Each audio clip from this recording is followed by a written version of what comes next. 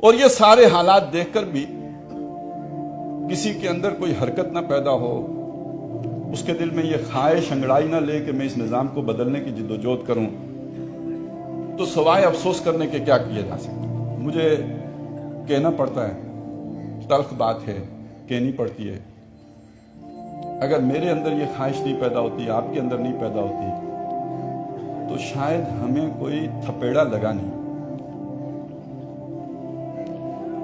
میرے گھر میں شاید میرے بچوں کی کل کی ضرورت ہے،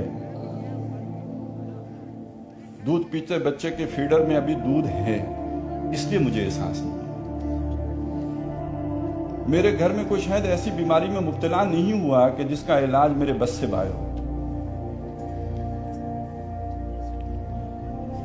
اور بات بھی کہہ دوں،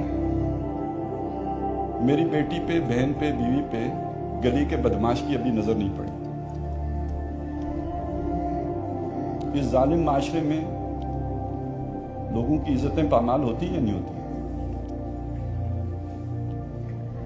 یہ روز جو آئے روز اغوا کے آپ سنتے ہیں، یہ سارے لوگ فوج تو نہیں ہوتے کہ یہ شریفوں کی پگڑی اچھل جاتی ہے یا نہیں اچھل جاتی؟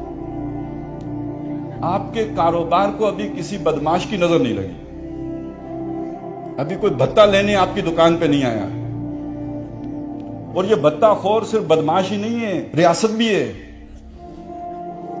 اس کے اہلکار ابھی ٹیکس لینے نہیں وارد ہوئے آپ کے یہاں، نہیں تو آپ کے دل میں بھی انقلاب کی آرزو پیدا ہو چکی ہے۔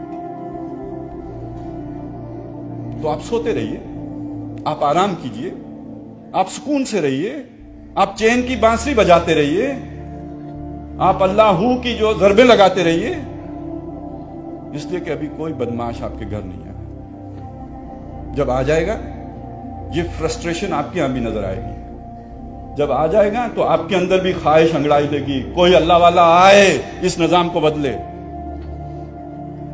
اور یہ اب مرنے والا ہے، ہم نے اس میں کوئی حصہ ڈالنا ہے یا نہیں ڈالنا، ہماری قسمت کا فیصلہ اس پہ ہے۔ سحر ہونے کو آئی ہے، ستارے ڈوب جائیں گے، وہ طوفان اٹھنے والا ہے، کنارے ڈوب جائیں گے۔ میری مانو چلو مجدار میں موجوں سے ٹکرا لیں، وگرنہ دیکھنا ساحل پہ سارے ڈوب جائیں گے۔